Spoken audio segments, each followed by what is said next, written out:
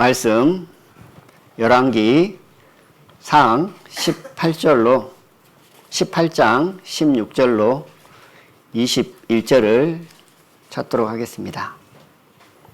열왕기 상 18장 16절로 21절을 제가 읽도록 하겠습니다.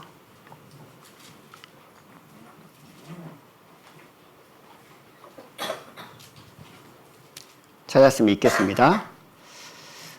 오바다가 가서 아합을 만나 고함해 아합이 엘리야를 만나려 하여 가다가 엘리야를 볼 때에 저에게 이르되 이스라엘을 괴롭게 하는 자여 너냐? 저가 대답하되 내가 이스라엘을 괴롭게 한 것이 아니라 당신과 당신의 아비의 집이 괴롭게 하였으니 이는 여호와의 명령을 버렸고 당신이 바알들을 쫓았습니다. 그런즉 번에 온 이스라엘과 이세벨의 상에서 먹는 바알의 선지자 450인과 아세라의 선지자 400인을 갈멜산으로 모아 내게로 나오게 하소서. 아합이 이에 이스라엘 모든 자손에게로 보내어 선지자들을 갈멜산으로 모으니라. 엘리야가 모든 백성에게 가까이 나아가 이르되 너희가 어느 때까지 두 사이에서 머뭇하려느냐? 여호와가 만일 하나님이면 그를 쫓고 바알이 만일 하나님이면 그를 쫓을지니라 하니 백성이 한 말도 대답지 아니하는지라. 아멘. 오늘 말씀 제목을 어느 때까지 머뭇하려느냐라고 정했습니다. 방금 읽었던 본문 말씀에 보면 이스라엘을 괴롭게 하는 자여라고 하는 내용이 나옵니다. 그 원인을 엘리야 탓으로 돌리고 있죠. 그러나 여호와의 선지자 엘리야는 내 탓이 아니라 당신과 당신의 아비의 집이 괴롭게 하는 것이다. 그 이유는 여호와의 명령을 버렸고 당신이 바알을 쫓았습니다. 라고 말씀을 하고 있습니다. 스스로 괴롭게 한 것이죠. 근데 지금 누구 탓을 하고 있죠? 자기 탓을 하고 있는 것이 아니고 남 탓을 하고 있습니다. 구원받은 하나님의 자녀들이 말씀을 통해서 하나님의 은혜를 받고 또 하나님의 영광을 돌리는 가운데 묵상하고 나가는 삶이 반드시 필요함을 저희들은 너무나 잘 압니다. 그와 함께 저희들이 더 귀중하고 크게 여기고 항상 마음 가운데 품어야 될 생각은 자기 자신을 돌아보는 삶의 모습. 말씀을 읽을 때, 말씀을 묵상할 때, 암송할 때 단지 지식을 추구하는 삶의 모습이 아니라 그 말씀을 통해서 반드시 이루어져야 될 것은 자기 자신의 삶을 돌아보는 것이다 라는 생각을 해봅니다. 하나님의 자녀들이 믿음 안에 살면서 자기 자신을 돌아보지 아니하고 살아간다면 그 삶은 시간이 지나도 내 삶 가운데 어떤 어려움이 와도 평범한 삶을 떠나서 특별한 삶을 살아도 그 삶은 변화가 없을 것입니다. 그러게 하나님께서는 구원받은 자녀들이 말씀을 통해서든지 어떤 어려운 환경을 통해서든지 하나님 허락하심 속에서 특별한 어떤 일을 겪을 때 반드시 자기의 삶의 모습, 마음의 상태를 늘 점검하면서 돌아보는 삶의 모습이 반드시 필요함을 저희들은 너무나 잘 알고 있습니다. 그런데 이 마지막 시대에 살아가는 그리스도인들이 마지막 때가 되면 될수록 자기 자신을 돌아보는 삶의 모습은 점점점 멀어지고 세상 것을 바라보기도 하고 또 자기 자신을 바라보기보다도 주위에 있는 사람들을 바라보고 판단하는 삶의 모습으로 변해가고 바뀌어지고 있지 않는가라는 생각을 해봅니다. 그래서 오늘은 항상 말씀을 들으면서 자기 자신을 비춰보겠지만 오늘은 말씀을 통해서 다른 때보다도 더 자기 자신의 삶의 모습을 돌아보면서 말씀을 함께 나누면 하나님 앞에 감사를 드리겠습니다. 제목이 어느 때까지 머뭇머뭇하려느냐라고 합니다. 방금 읽었던 말씀을 살펴보니까 엘리야가 이스라엘 백성들을 부릅니다. 두 사이에서 머뭇머뭇하는 이스라엘 백성들을 향해서 이제 선택할 것을 권하는 거죠. 어느 때까지 머뭇머뭇하려느냐라고 하니까 어떤 반응들을 하고 있냐면 본문 말씀 마지막 부분에 백성이 한 말도 대답지 아니하는지라 그렇습니다. 이유가 뭐였을까요? 왜 한마디도 답을 하지 않았을까요? 그때 그 환경과 상황을 보면 여호와의 선지자는 한 명이었습니다. 그런데 바알의 예언자들은 450명이라고 하고 있죠. 그 상황을 보면 엘리야가 선포를 했을 때 이스라엘 백성들이 그 환경 속에서 그 상황 속에서 머뭇머뭇하면서 아무 말도 할 수 없는 이유가 바로 450명의 바알 선지자, 예언자 때문에 그렇다는 생각을 해보고 그때 그 상황들을 살펴보면 여호와 하나님을 경외하고 두려워하는 삶의 모습에서 떠나서 우상을 섬기고 바알을 통해서 복을 받기를 원하는 마음, 믿음에서 완전히 떠나져 있는 상태가 되어져 있는 것을 보게 되어집니다. 오늘날 이 시대에 살아가는 그리스도인들은 어떨까요? 살면서 머뭇머뭇하는 삶의 모습은 없을까요? 그때 당시 삶의 모습이나 지금의 삶의 모습이나 크게 다를까요?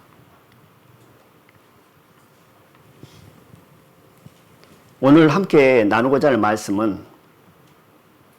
머뭇머뭇거리는 저희들의 삶에서 벗어나서 믿음을 가지고 주님 은혜 안에서 확신 가운데 하나님의 영광을 위해 살아가는 삶을 살기를 원하는 마음에서 말씀을 준비했습니다.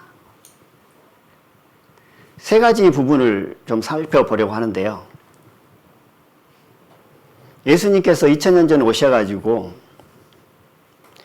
배척당하신 내용들이 나옵니다. 복음서에 보면. 대표적인 사람들이 바리새인들이었죠. 바리새인들의 삶의 모습을 통해서 현재 살아가는 저희들의 삶의 모습을 좀 돌아보기를 원하고요. 또 예수님께서 고향에 가셔서 배척을 당하셨죠.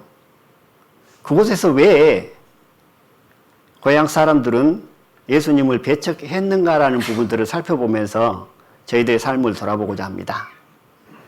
그리고 거라사인 땅에서도 예수님을 배척했습니다.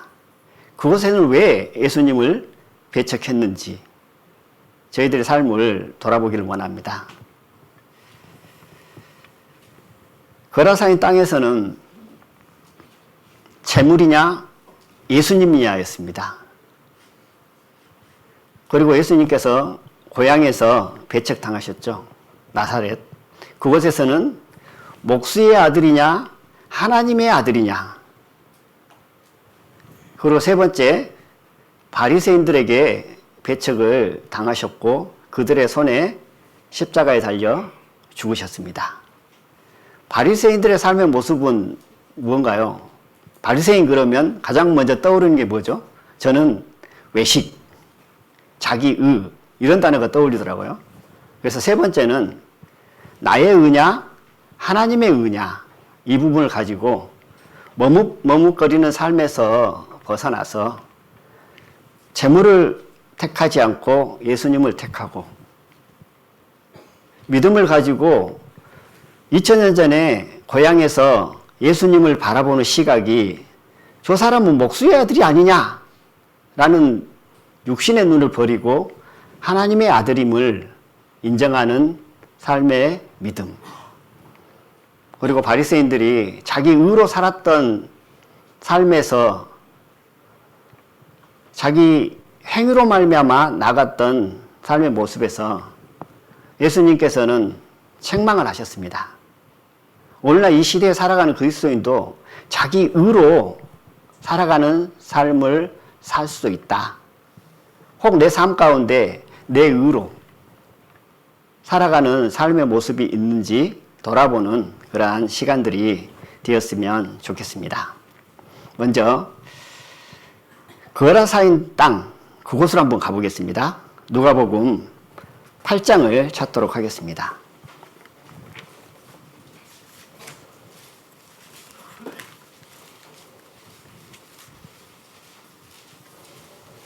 누가복음 8장 26절만 제가 읽어보도록 하겠습니다.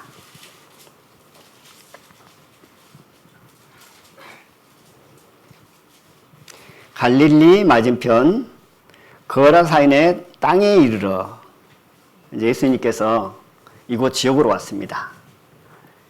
이곳에 왔더니 귀신 들린 사람을 만나게 되죠. 무덤 사이에서 이제 귀신이 들려서 이제 그 귀신의 이름을 이제 군대다. 이제 군대라는 것은 이제 뭐 2,000명이니 3,000명이니 어떤 로마 군 병력으로 하면 사단급에 해당되는 그런 병력이라고 합니다. 그 지역에서 귀신 들린 이 사람은 그 지역에 사는 주민들을 힘들게 했습니다. 쇠사슬로 묶어놓으면 결박해 놓은 것을 풀기도 하고 고함을 치기도 하고 그 지역에 사는 주민들에게 근심거리고 걱정거리겠죠. 그런데 예수님께서 거라사인 땅에 와서 그 귀신을 쫓아냅니다. 예수님께서 그 귀신을 쫓아냈다면 그 주민들은 예수님을 바라볼 때 어떤 마음을 가져야 될까요?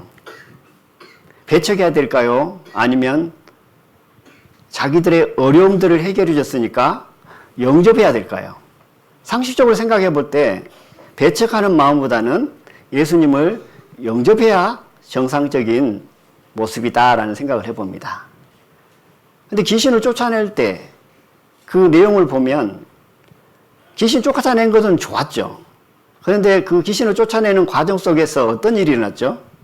귀신들이 돼지떼에 들어가게 됐고 돼지떼가 호수에 뛰어들어서 몰살당하는 죽는 사건이 일어납니다.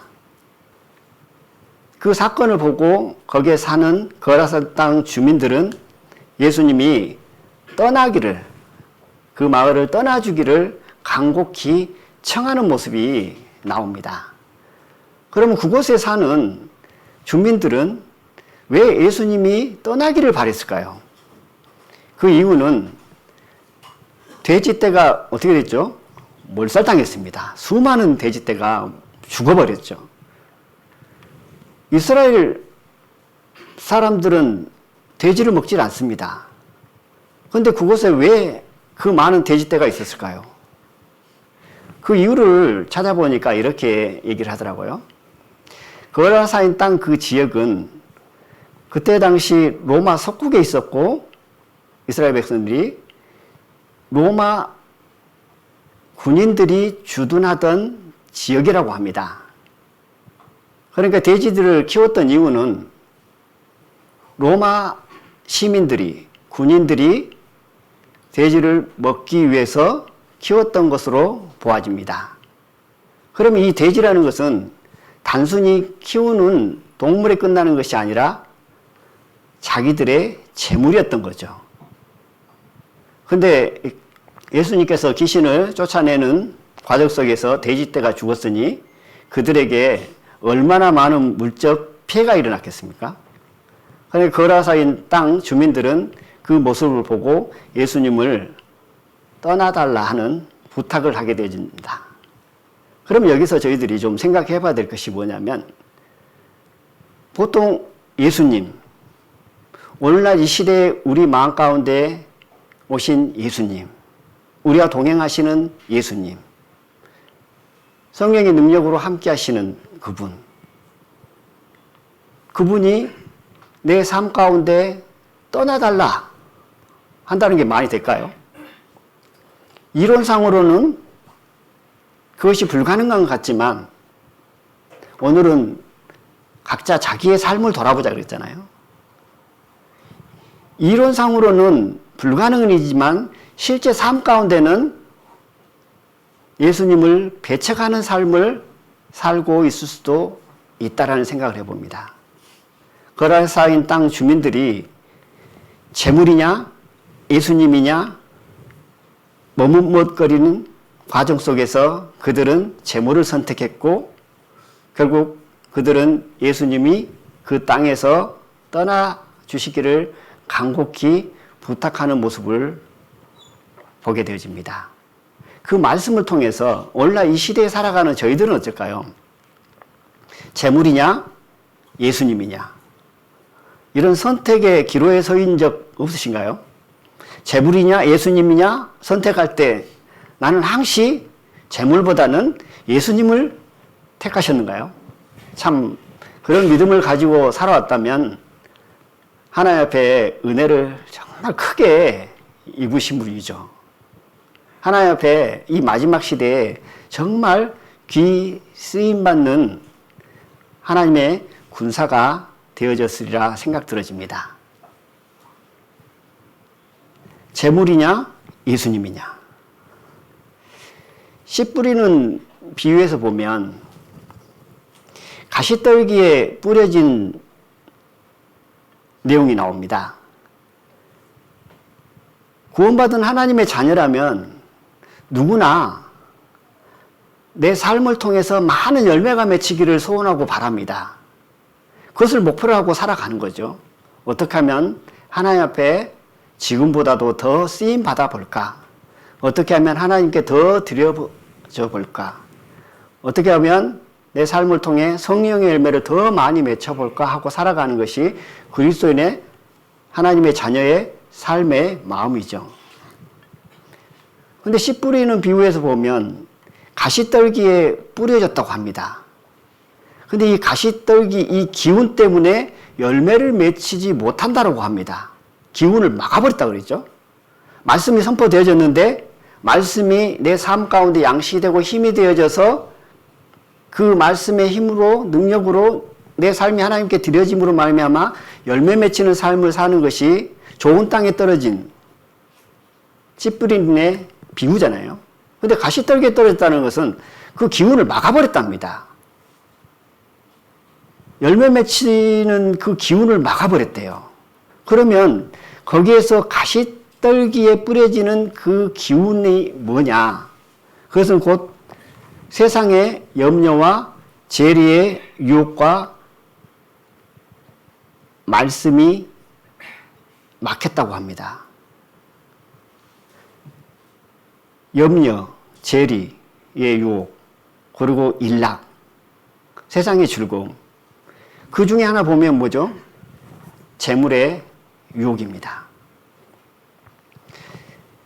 재물이냐 예수님이냐 돈이냐 예수님이냐 선택하라고 말씀하실 때 하나님의 은혜가 있고 믿음이 있어서 예수님을 선택하는 삶을 살게 되어지면 저희들은 하나님으로 말미암아 더 감사하고 하나님께 드려지는 더 은혜 가운데 살아갈 것입니다.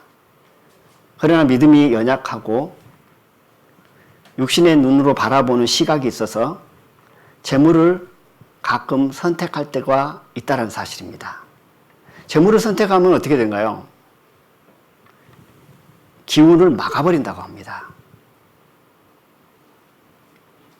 거란사인 땅에서도 그들은 재물을 선택했습니다. 예수님이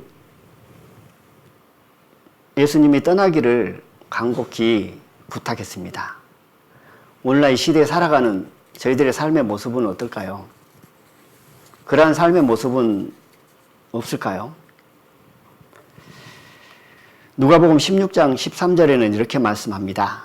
너희가 하나님과 재물을 겸하여 섬길 수 없느니라 말씀을 합니다. 하나님과 재물을 겸하여 섬길 수 없다. 이 말씀을 볼 때 하나님의 힘과 재물의 힘이 동급에 있음을 보게 되어집니다. 하나님의 능력, 하나님의 은혜, 하나님의 사랑 얼마나 큰가요? 이 세상 그 어떤 것과도 비교할 수 있는가요? 비교할 수 없죠. 그런데 하나님과 재물을 겸하여 섬길 수 없다는 말씀을 통해서 우리가 생각해 볼 때 하나님과 재물을 동급으로 봤습니다. 이거는 불가능한 시각인데 결국 실제 삶 가운데 하나님의 자녀들이 하나님의 큰 사랑과 은혜를 입었던 자녀들이 하나님과 재물을 동급으로 여기고 살아갈 때가 있다는 사실입니다. 그것을 우리는 인정해야 되고 그러한 선택을 할 때 하나님의 지혜와 능력을 구하는 가운데 거라사인 땅에 살던 주민들처럼 예수님을 배척하는 삶의 모습이 아니라 잠시 잠깐 없어질 것, 그것들을 의지하는 삶에서 벗어나서 오직 영원한 것, 주님의 것을 소망하며 바라는 삶의 모습으로 나아가야 될 것입니다. 저희들은 이 세상에 사는 삶 동안 청지기의 신분으로 살아간다고 합니다. 저희들은 청지기죠. 청지기라는 것은 내게 있는 모든 것, 재물만 해당되어지는 것이 아니죠. 내게 있는 모든 것이 다 내 것이 아니고 하나님께서 내게 맡겨놓으신 것이다라는 생각을 가지고 살아가는 삶의 모습이 청지기의 삶의 모습입니다.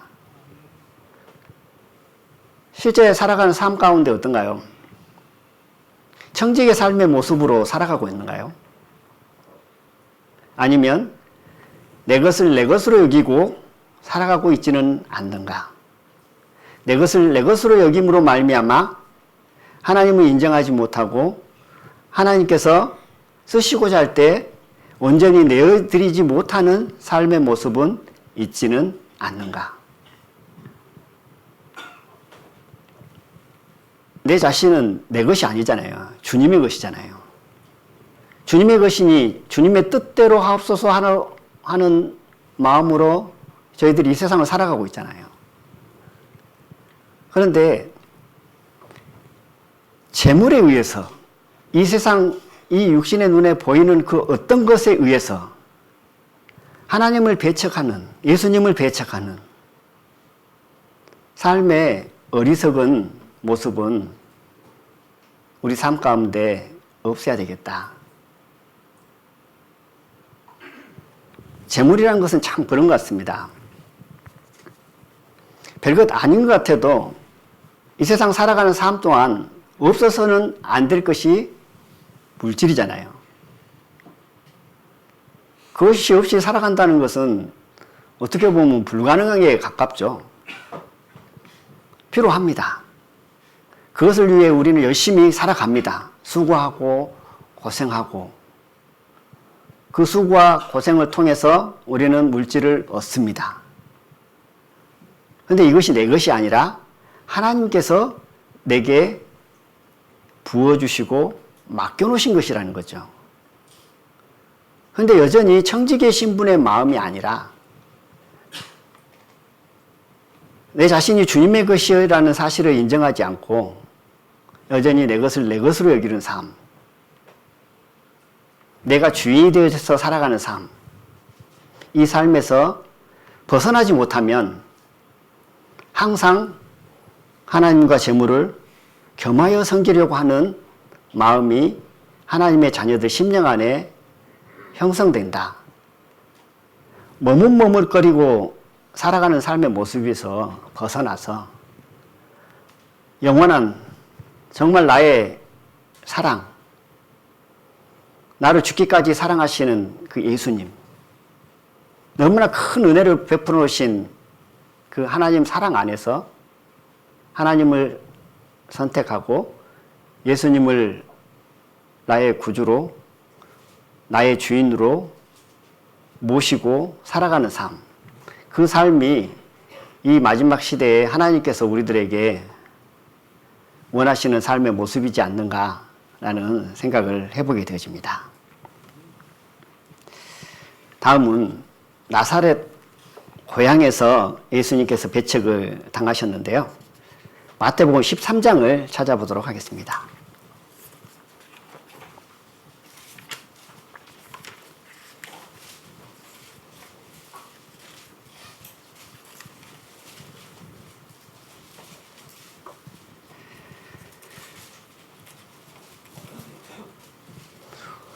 (53절부터) (55절까지) 제가 읽어보겠습니다. 마태복음 13장 53절로 55절입니다. 예수께서 이 모든 비유를 마치신 후에 거기를 떠나서 고향으로 돌아가사 저희 회당에서 가르치시니 저희가 놀라 가로되 이 사람의 이 지혜와 이런 능력이 어디서 났느뇨? 이는 그 목수의 아들이 아니냐? 그 모친은 마리아, 그 형제들은 야고보, 요셉, 시몬, 유다라 하지 않느냐? 나사렛 고향에 가셨습니다. 회당에 가서 예수님께서 말씀을 선포했습니다. 그 말씀을 듣던 사람들이 은혜를 입습니다. 그 말씀을 듣고 놀랍니다. 그러면 사람들의 반응은 어때야 될까요? 예수님을 영접해야 되겠죠. 그런데 이곳에서도 예수님을 배척합니다. 그 이유는 재물이 아니었죠.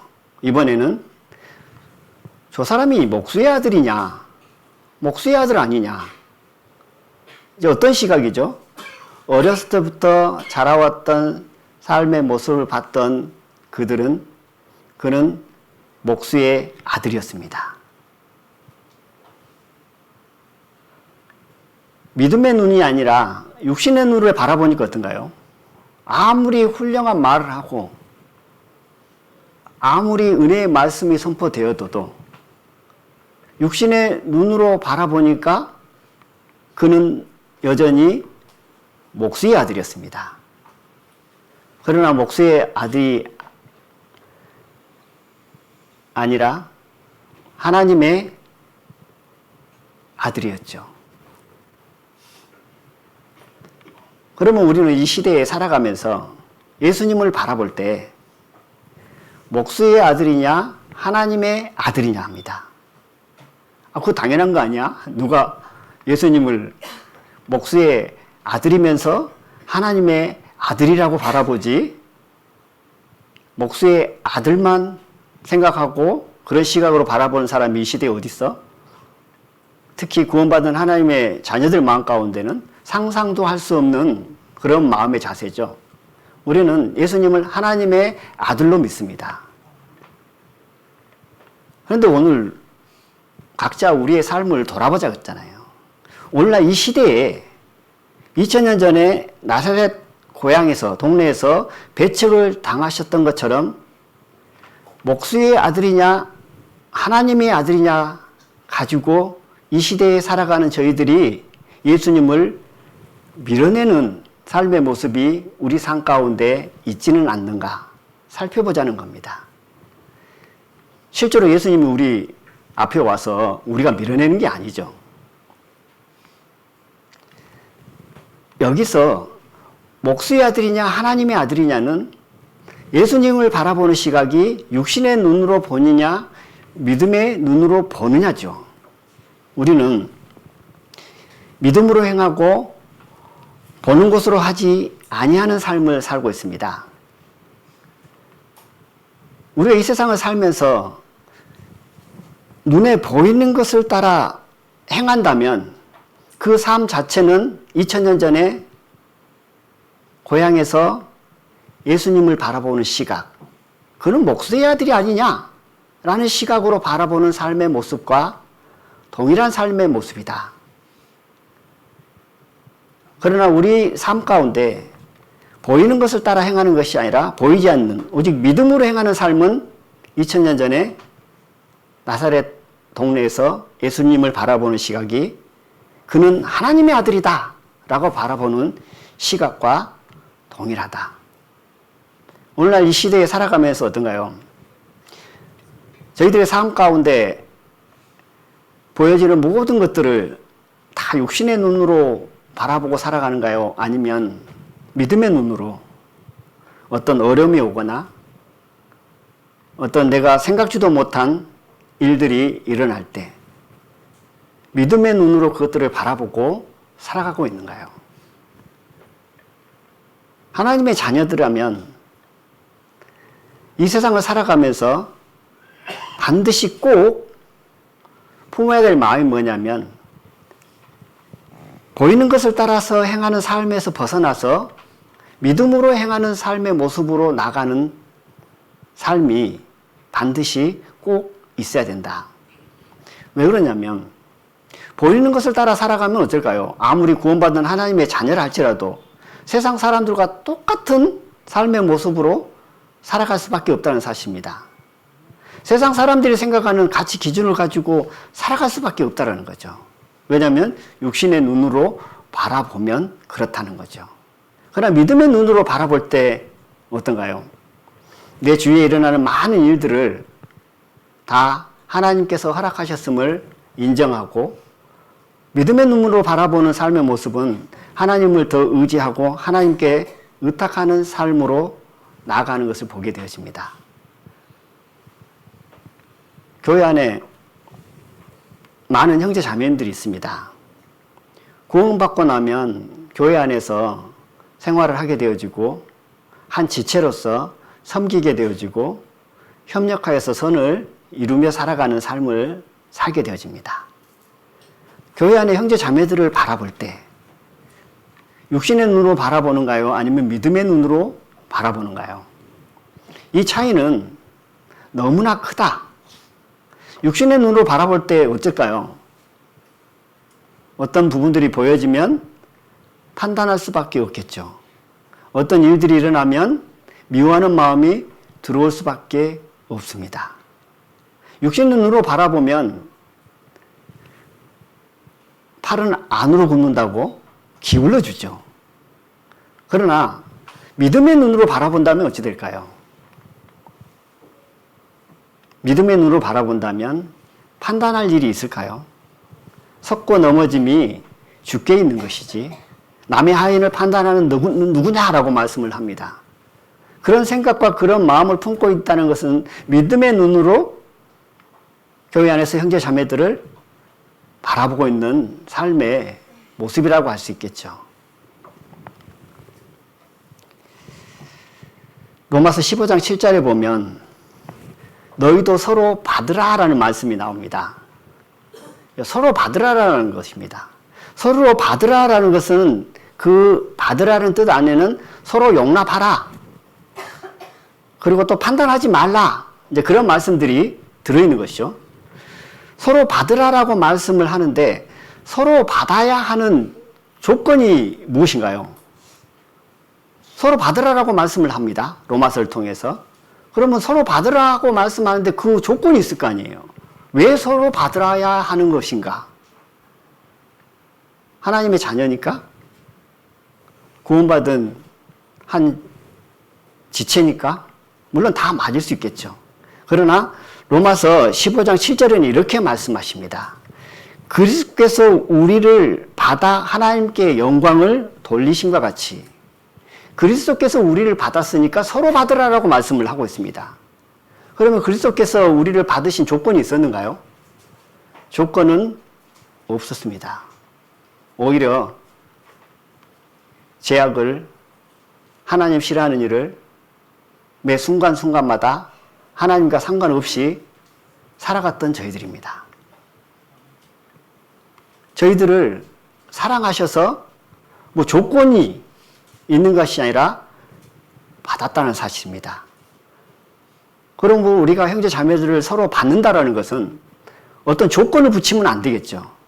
서로 사랑한다는 것은 어떤 조건을 붙이면 안 되겠죠.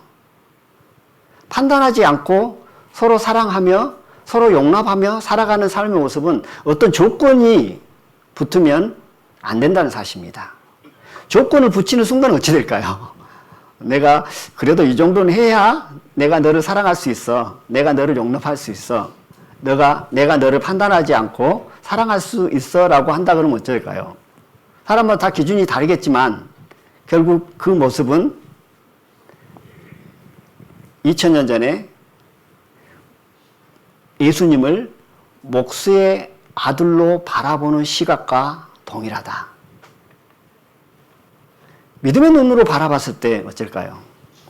서로 받으라 말씀하실 때 조건을 붙이지 않은 것처럼 그리스도께서 우리를 받은 것처럼 서로 받는 믿음의 삶의 모습. 이것이 곧 보이는 것을 따라 행하지 않고 믿음으로 행하는 삶의 모습이다. 그러므로 그리스도인들이 이 세상을 살면서 육신의 눈을 가지고 바라보느냐, 믿음의 눈으로 바라보느냐의 삶의 모습은 180도 다른 삶의 모습인 것을 보게 되어집니다. 그러므로 저희들이 이 마지막 시대에 더욱더 깨어서 마음의 눈이 밝아져서 하나님을 의지하고 이 세상에서 살아가는 삶 동안 복음을 전하면서 교회 안에서는 형제 자매들을 사랑하는 삶의 모습. 그 사랑의 조건이 어떤 기준을 가지고 나가는 것이 아니라 그 기준 없이 하나님께서 받으셨으니 나도 조건 없이 그를 사랑하고 용납하고 판단하지 않고 사랑 가운데 섬기는 삶의 모습. 이것이 곧 믿음으로 살아가는 삶의 모습이다 라는 생각을 해봅니다. 세 번째는 바리새인들입니다.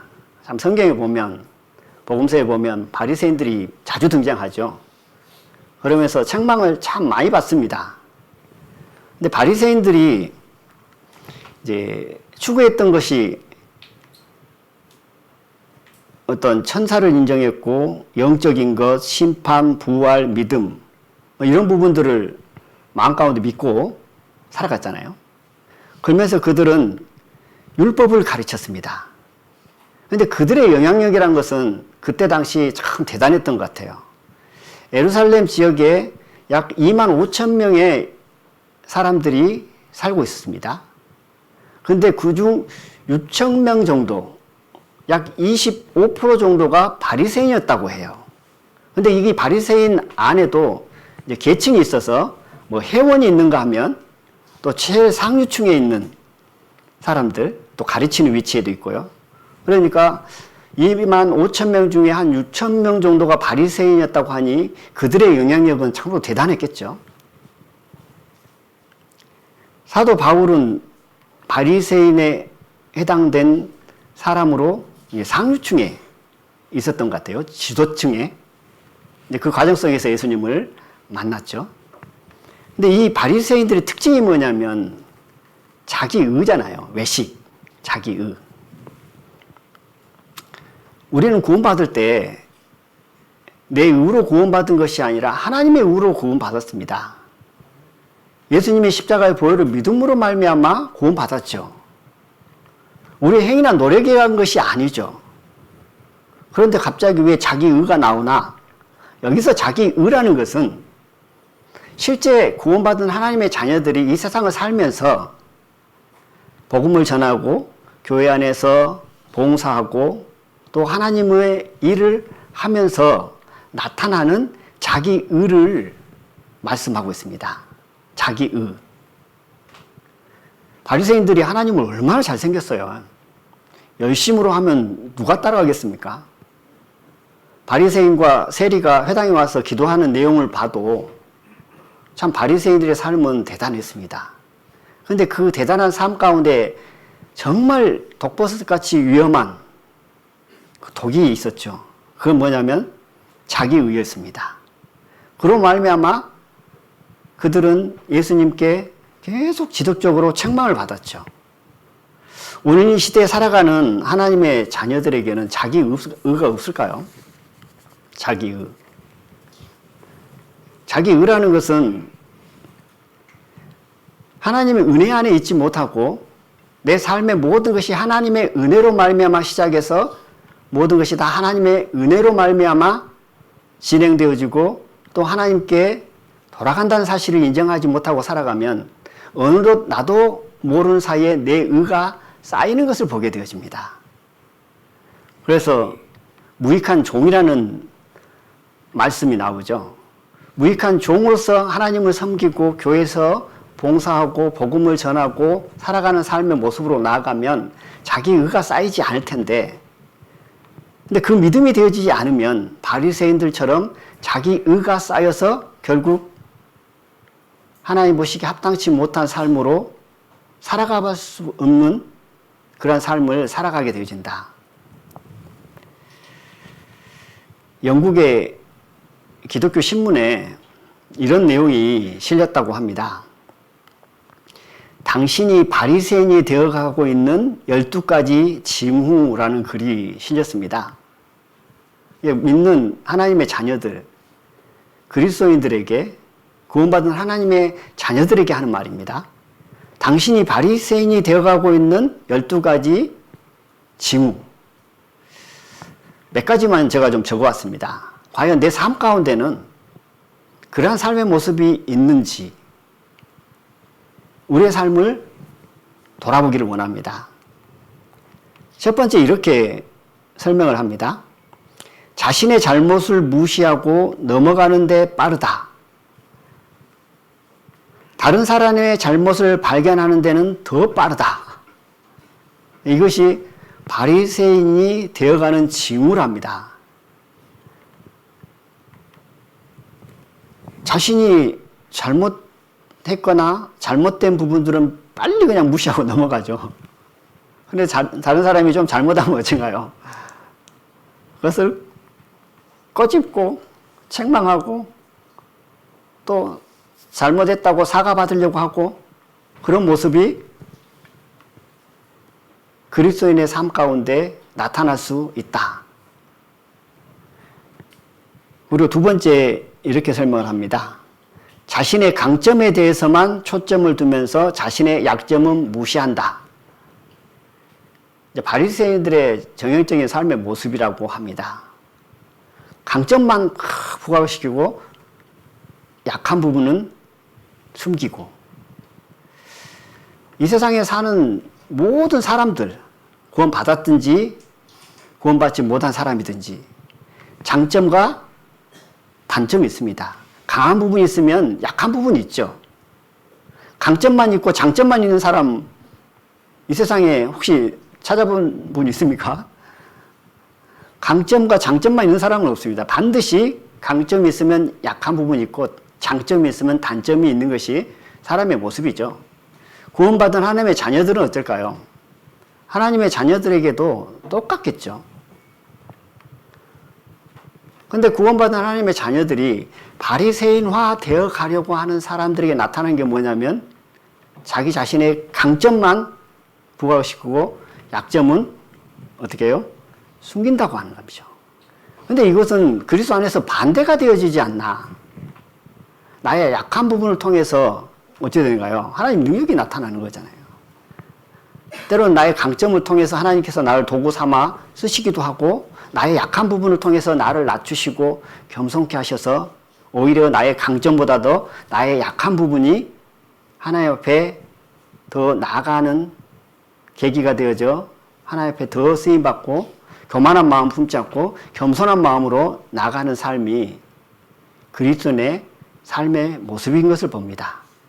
그러므로 나의 약함은 하나님께 구하는 가운데 들춰내려고 하는 마음이 필요하겠고, 나의 강점은 믿음 안에서 무익한 종으로서 하나님께 영광을 돌리며 하나님의 은혜로 말미암아 되어졌음을 인정하는 가운데 나가는 삶.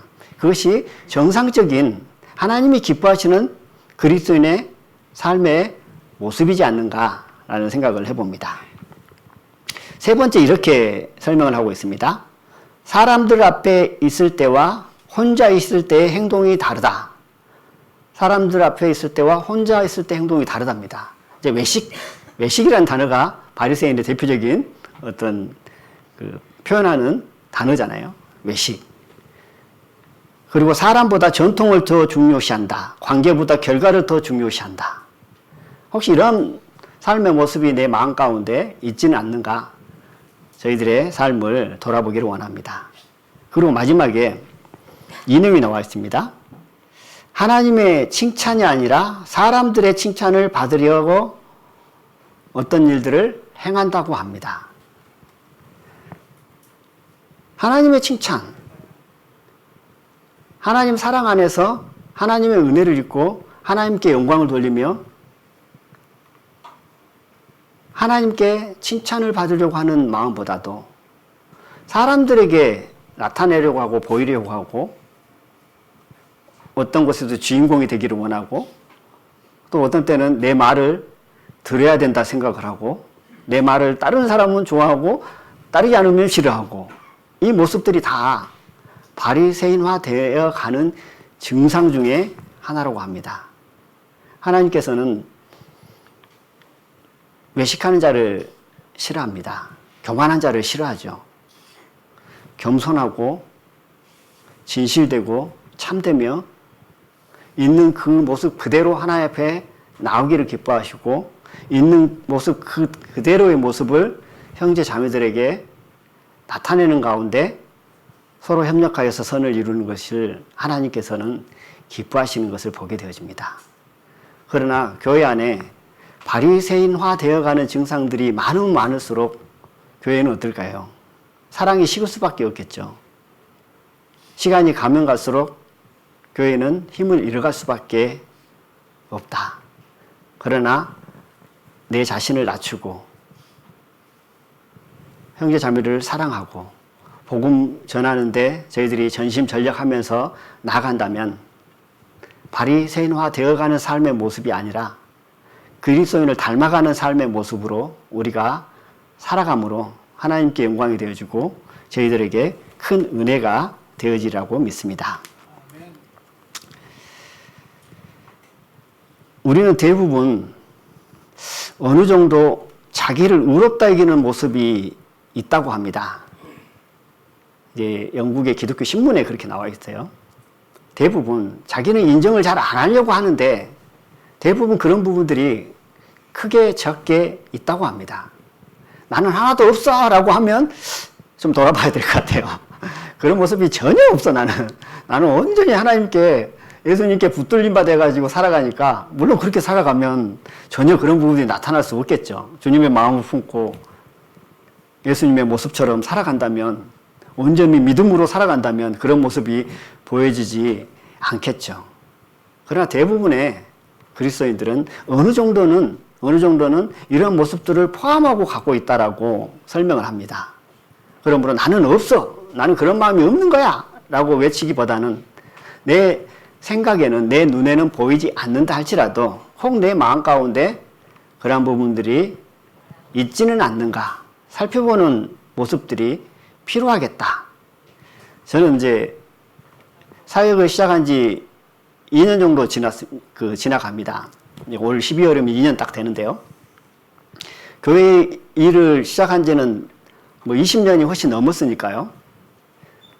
근데 2년 동안 사역을 하면서 들었던 권면 중에 마지막에 하나님의 칭찬을 받으려고 하는 것이 아니라 사람의 칭찬을 받으려고 한다라는 권면을 좀 받았어요. 근데 제가 저 자신을 돌아보니까 내 모습 가운데 그런 게 있었나? 근데 왜 그러냐면 20년 정도를 교회 일을 하고 있었단 말입니다. 근데 그때는 그런 권면을 한 번도 받아본 적이 없어요. 근데 사역을 시작하고 나서 그런 권면을 받았거든요. 그래서 이제 그런 권면을 받는 것은 그런 것들이 보이기 때문에 사랑하는 마음으로, 교회를 위하는 마음으로, 또 하나님의 영광을 위해서 권면을 해주는 거잖아요. 근데 제가 저 자신을 봐도 없는 것 같아. 근데 있다네요? 그러면 어찌해야 될까요? 없다라고 단정 지을 게 아니고 하나님께서 그것들을 보여달라고 기도하고 또 그것들이 보여지면 어찌해야 될까요? 내가 내 힘으로 그것들을 고쳐보려고 한다고 고쳐지는 게 아니잖아요. 하나님의 은혜와 사랑이, 성령의 도우심과 인도하심이 있었을 때 그러한 부족한 부분들이 고침을 받고 그리스도를 닮아가는 삶을 살 수 있다라는 생각을 해봅니다. 그러므로 없다, 아니다, 이제 이런 단정하는 마음보다도 정말 낮아지고 겸손한 마음으로 그렇게 보인다고 하니 내 삶 가운데 그런 것들이 있는가 보다 하고 돌아보면 하나님께서 어느 때가 될지는 모르겠습니다. 어떤 방법이 될지는 모르겠습니다. 그것들을 보여주시고 알게 하시면 하나님께서 또 다듬어 가시고 또 그리스도를 닮아가는 주님의 마음을 품고 살아가는 삶을 살 수 있지 않는가라는 생각을 해봅니다. 오늘 말씀의 제목이 머뭇 하겠느냐죠. 머뭇. 선택을 하라는 거죠. 그런데 시작할 때 열왕기상 18장 내용을 살펴봤습니다. 그 내용을 읽고 난 다음에 저희들이 말씀을 지금 함께 이렇게 묵상을 하고 있는데요. 그 뒤에 보면 이제 엘리야하고 이제 바알 예언자 450명이 1대 450으로 대결을 하잖아요. 그래서 이제 제단 위에 나무와 재물을 올려놓고 불이 내려서 사르게 되어지는 것은, 그러면 바알의 예언자들이 예식을 통해서 그 행위를 할 때 하늘에서 불이 내려서 그 재물이 타면 하나님은 바알이고, 엘리야가 재물을 올려놓고 여호와의 불이 내려와서 타면 하나님은 여호와라는 그 대결을 하잖아요. 거기서 대결을 하는데 먼저 바알 예언자들에게 너희들이 사람이 많으니 먼저 해라 하죠. 그런데 아무리 어떤 것들을 해도 자기 몸을 상하고 피가 흐르는 어떤 의식을 해도 전혀 반응이 없습니다. 그 이후에 엘리야가 재물을 올려놓고 거기에다 무엇을 하죠? 물을 부숴버립니다. 12통을 부숴버려요. 물을 붓는 이유가 뭘까요? 지금 불이 내려와서 재물이 타야 되는데 물을 부었다라는 것은 결국은 이거는 불이 탈 수 있는 조건을 더 안 좋게 만들어버린 거잖아요. 거기서 웅덩이를 팝니다. 웅덩이를 파니까, 구덩이를 파니까 거기에 물이 고이겠죠. 재물들은, 나무들은 다 물에 젖어 있습니다. 근데 엘리야가 기도를 합니다.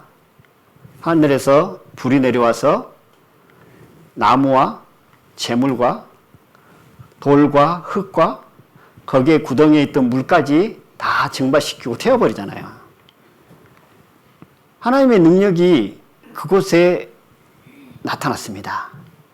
그러면 이 능력을 보고 이스라엘 백성들의 반응은 어땠을까요? 이스라엘 백성들 반응.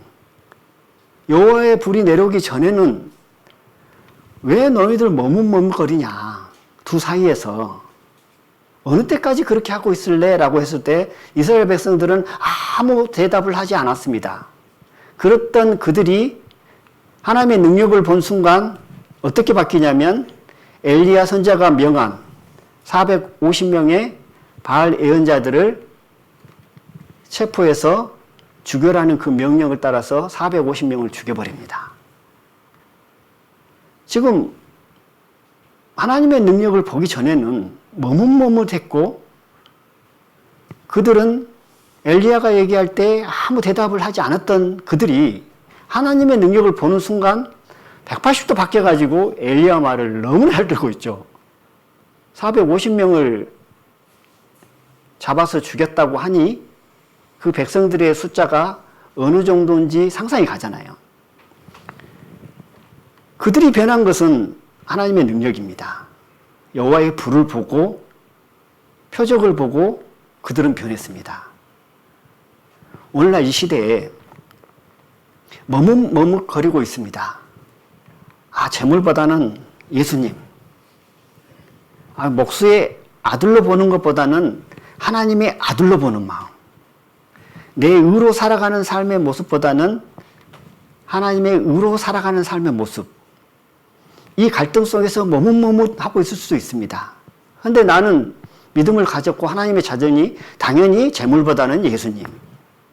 목수의 아들보다는 하나님의 아들. 내 의보다는 하나님의 의로 살아가기를 원하고 소원하고 바라고 있습니다. 그런데 안 돼요. 왜 안 되냐면 이스라엘 백성들처럼 하나님의 능력을 보지를 못했습니다. 능력만 보면 여호와의 불만 보면 뭐 고민할 것도 없겠죠. 아멘하고 예수님을 택할 것입니다. 재물 그게 뭔데? 육신의 눈으로 바라보는 그 시각 완전히 사라질 것입니다. 자기 의로 살아가는 삶의 모습 완전히 벗어날 것입니다. 그러나 그렇게 되지 않는 이유는 하나님의 능력, 여호와의 불을 보지 못하는 삶의 모습에서 찾아볼 수 있다. 그러면 오늘날 시대에 그런 불들을 봐야 우리의 삶에 변할까요? 그보다도 더 큰 능이 있지 않는가요, 우리? 구약시대에 하나님의 많은 능력들을 우리는 성경을 통해서, 믿음을 통해서 확인하고 봤습니다. 그 능력이 있어야만 머뭇머뭇거리는 삶에서 벗어날 수 있을까요? 우리는 그 능력보다도 더 대단한 것을 받았다는 사실을 우리는 순간순간 어쩌면 잊어버리고 살아갈 때가 있다. 그 능력보다 대단한 게 뭔가 있는가요? 예수님의 사랑이죠. 그 사랑이 그 어떤 능력보다도 더 크다라는 사실입니다. 그러지 않을까요? 예를 들어서 어떤 큰 능력을 본래 하나님의 사랑을 믿음 가운데 받을래 선택하라면 어디를 선택할 거예요? 하나님의 능력을 보기를 원합니까? 구약시대처럼? 저는 선택을 하라면 10번 선택해라도 능력보다는 하나님의 사랑을 택할 것입니다. 말씀 한 구절 찾아보도록 하겠습니다. 고린도 후서 5장입니다.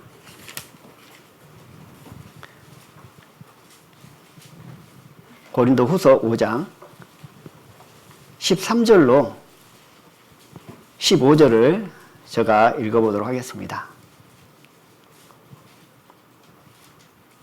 우리가 만일 미쳤어도 하나님을 위한 것이요 만일 정신이 온전하여도 너희를 위한 것이니 그리스도의 사랑이 우리를 강권하신도다.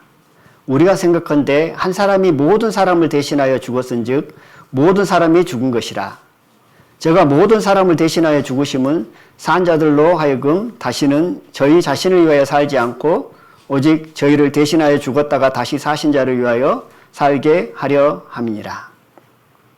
그리스도의 사랑이 우리를 강권한다고 합니다.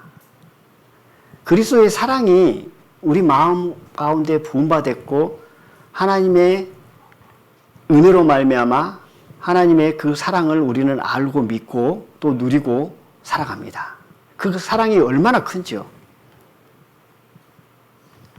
이 사랑은 그 어떤 것도 바꿀 수 없는 거잖아요. 어떤 표적과 이적과 능력과도 바꿀 수 없는 것이 그리스도의 사랑입니다. 구약시대에 나타났던 많은 능력들 다 합한다 할지라도 그리스도의 사랑과 바꿀 수 없다는 사실입니다. 근데 이 사랑이 우리 가운데 왔습니다. 우리는 알고 믿고 있습니다. 또 누리고 있습니다. 그런데 어느 때까지 머뭇거리면서 살아가야 될까요? 이스라엘 백성들은 여호와의 불 하나 보고 완전히 바뀌었습니다. 근데 저희들은 그보다도 더 큰 그리스도의 사랑이 우리 심령 안에 있습니다. 그것을 우리는 믿고 있습니다. 누리고 있습니다. 그렇다면 재물이냐 예수님이냐 뭐 고민할 필요 있을까요? 목수의 아들이냐 하나님의 아들이냐 고민할 필요 없겠죠. 내 의로 살아갈 것이냐 하나님의 의로 그리스도의 은혜로 살아갈 것이냐 고민할 필요가 없을 것입니다. 혹시 갈등 가운데 있다면 그리스도의 사랑을 우리 마음 가운데 더 품고 내가 믿음이 없다면 하나님께 구하는 삶, 은혜를 구하는 삶. 하나님의 사랑은 참 놀랍고 대단합니다. 우리가 희생하고 헌신하는 근거는 그리스도의 사랑이죠. 힘들고 어려워서 낙심되어질 때 일어날 수 있는 힘의 근거는 그리스도의 사랑입니다. 내가 낙심되고 힘이 들고 낭만되어지고 넘어졌을 때 무슨 힘으로 일어날 수 있을까요? 그리스도의 사랑으로 일어날 수 있는 거죠. 그 사랑이 없으면 여전히 넘어질 수밖에 없고 세상의 어떤 것들을 바라볼 수밖에 없다는 사실입니다. 그러나 그리스도의 사랑이 우리 안에 있기 때문에 또 그리스도의 사랑이 우리를 강권하고 있기 때문에 넘어져도 다시 일어날 수 있고요. 세상의 것들이 보일 때 믿음의 눈으로 우리가 바라볼 수 있다는 사실입니다. 어쩌면 어떤 큰 이적과 능력을 소망하고 바랄 수도 있습니다. 그 능력과 이적은 오늘날 내가 바라는 소망하는 그 어떤 거겠죠. 그것들을 바라고 그것들이 소망하면서 그것만 이루어지고 그것들이 해결되어지면 내가 머뭇거리는 삶에서 벗어나겠다라는 생각을 가지고 있을 수도 있습니다. 그러나 그것보다도 더 큰 그리스도의 사랑이 우리 안에 와 있다는 사실입니다. 그 사랑을 우리 마음 가운데 품고 하나님께서 우리에게 주신 그 은혜와 사랑이 얼마나 큰지 늘 생각하고 또 마음 가운데 은혜로 누린다면 머뭇거리는 삶에서 벗어나서 하나님의 영광을 위해 사는 삶으로 나갈 수 있다는 생각을 합니다. 하나님은 독생자 아들을 이 땅에 보내셨습니다. 이 큰 사랑, 이 사랑이 얼마나 큰가요? 독생자 아들을 이 땅에 보내셨어요. 이 사랑. 단지 알고 있는 것으로 끝난 게 아니라 독생자 아들을 이 땅에 보내셨다. 그리고 독생자 아들 예수님은 십자가에 달려 죽으셨습니다. 죄인들을 위해서. 이 사랑. 그 이후 성령께서 우리와 함께 하십니다. 이 사랑은 어떤가요? 그리스도의 사랑에서 끊을 수 없다라는 그 사랑은 또 어쩌고요? 만약에 그리스도의 사랑에서 우리를 끊을 수 있다라고 한다 그러면 어찌 될까요, 우리는? 큰 사랑을 받아놓고도 불안 가운데 살아야 됩니다. 왜 그 어떤 피조물이 그리스도 사랑에서 우리를 끊을 수 있다라고 하면 불안하잖아요. 그런데 끊을 수 없다라고 이미 선포를 해버렸습니다. 그 사랑은 어떤가요? 참 놀라운 사랑 아닌가요? 덧붙여서 자랑하지 못하려고 하기 위해서 선물로 우리에게 구원을 주셨습니다. 자랑하지 못하려고 한다요.